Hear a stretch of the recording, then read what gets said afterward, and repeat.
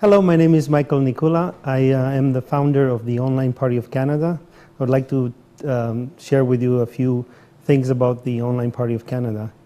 It's a political organization, is not yet a political party registered with the Elections Canada, but that's going to happen soon.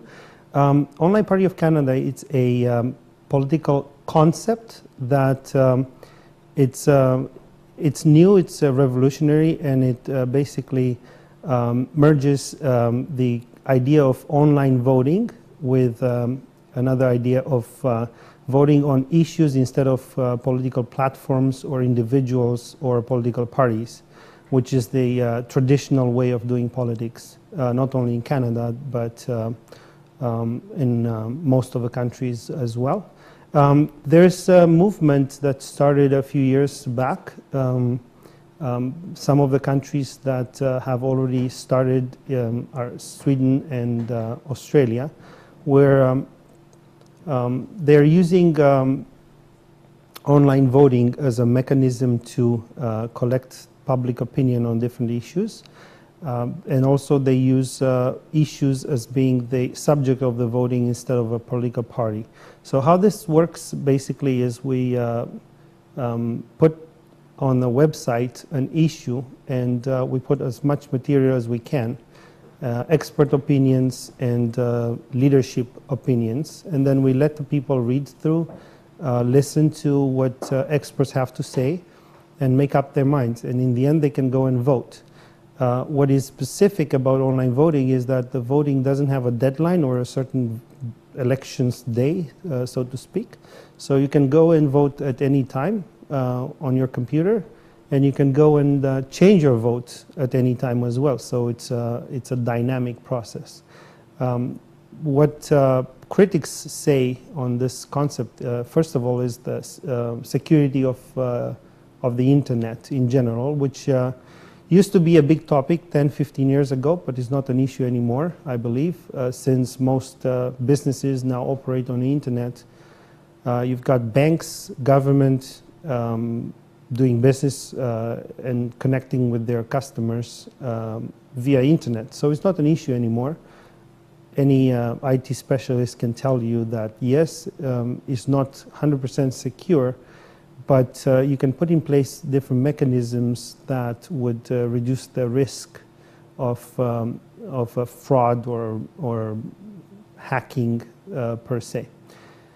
Once you have this in place, this mechanism in place, then you can go ahead and present to voters issues and let them vote, comment, change their mind as many times as they wish. And also we facilitate leadership by allowing people who have more things to say or they're experts in a certain domain to explain to the users why give them the arguments on one side of the issue or the other. But ultimately the voters have the power to cast a vote one direction or another. And the concept promotes the idea of having one person, one vote. No matter if you're a specialist, a leader, or a regular member, you have one vote, and your vote counts, and you can be sure about that. Another reason why this idea is criticized is that it breaks, in theory, the privacy of the voter. So you may want to vote on a certain way for a particular issue, but you don't want to other people to find out how you voted. But this is, again, it's a problem that can be solved very easily, and it's a very simple idea. Instead of having your name on displayed with your vote, you're going to have a voter ID, which is a sequence of numbers and letters that don't mean anything to anybody else but yourself. This allows you to go and check to make sure that your vote is counted, and if you voted yes, it's a yes. You will see if anybody has changed your vote, so you can actually flag that as a potential hack or any kind of like online internet attack on the system. But in most cases, you will be able to see your votes as you casted them, and you can go and change them. But nobody else but you will be able to see what you voted. So your privacy is secure. If you are a leader or a candidate, or you are a person that are advocating one side of an issue or another, then you can go, you have to make your profile public so people will know who you are, and also you will have to provide background information on your credentials so people know who they are listening to. So this is the concept. The website is www.onlineparty.ca. We have posted about 500 issues on various categories. There are environment issues, there are taxation, there are economy, foreign affairs, human rights, and there's no taboo issue. Most political parties or politicians will try to stay away from hot button issues such as, let's say, legalizing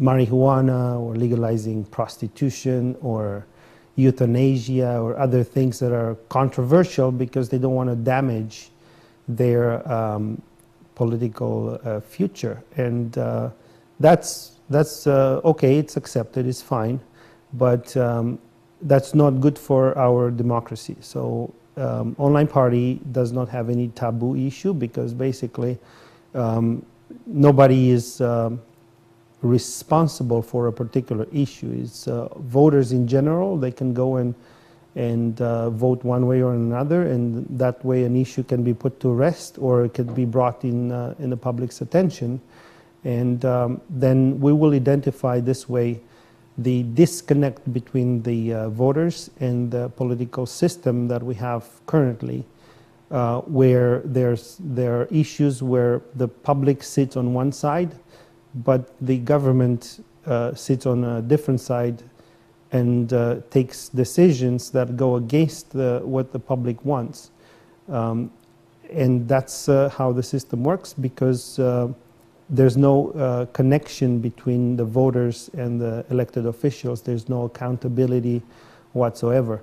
In fact, the elections law prevents politicians from making promises or covenants with their electorate. It's actually in the law, you can look it up.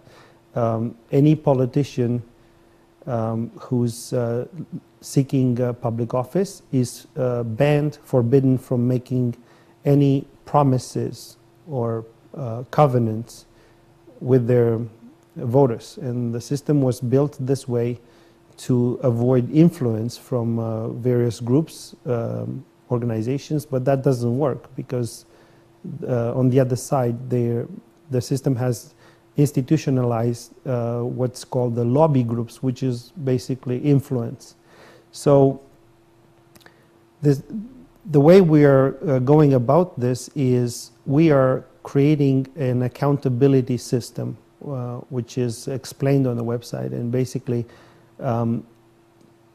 requires a representative of the Online Party to put it in writing that they will support publicly, in any capacity they have, the position that is voted on by the members of the party.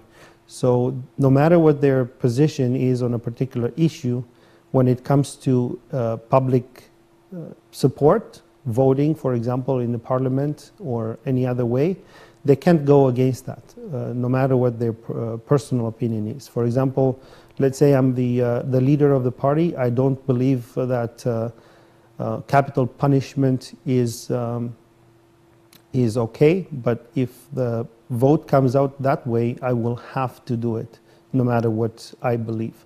So this basically is the piece that is missing in the current system, where a politician has no connection whatsoever. So they can come up in the elections campaign and promise they will do this and that, but then once they're elected, they can go and do exactly the opposite. So Examples, everybody has an example. My example is the Premier of Ontario, Mr. Dalton McGuinty, who in the elections campaign, he promised he was not going to raise taxes, but then that's what he did just a few days after he was elected. I'm not saying that the idea was good or bad. What I'm saying is it's a blatant example where a politician promises something and then goes and does exactly the opposite. And there's no consequence. Once he's elected or she's elected, it's elected for 4 years. So your next chance to do something about it is in 4 years. Online Party proposes a different system where the politicians are accountable for what they do on a dynamic basis. So you as a politician, you're getting elected by the voters' support, but as soon as you do something that does not is not approved by the voters, they can go and they can change their mind right away. So as soon as your support goes under a certain percentage, which we established at 50% minus a tolerance margin, which is also subject to adjustment, but currently stays at 3%. So I can be elected with 53% and I can be removed from my position if my support goes under 47%. So that's the mechanism to assure that a politician is not going to do something that does not represent the very people who elected him or her. So this is the concept. You can go and read about it on the website www.onlineparty.ca. The page that you're looking for is called Governing Principles, and that exposes the concepts behind this website. If you decide to become a member, all you need to do is to fill out some information and send in a form. It's required by Elections Canada. We have to go by that. Or you can stay as a guest user. You can still vote on most issues on the website, except for anything that has to do with internal party structure, obviously, because that has to be reserved for members only. The issues are presented to you. They are written up by a professional editor. We are very proud of the quality of the issues, the way we present them. Issue suggestions, we accept issue suggestions for new issues from pretty much anybody, guest, member. We don't have a problem with that. The editor is going to write it up and post it, and then you can go and present your side of the argument, but other people can go and present their side as well, and the voters will ultimately have to decide one way or another. One thing that we are guaranteeing with our editing is that the issues are presented to you in an objective manner, so they're free of any bias. That's why the editor is actually not a member of the Online Party, and he's not supporting one side or another on any issue.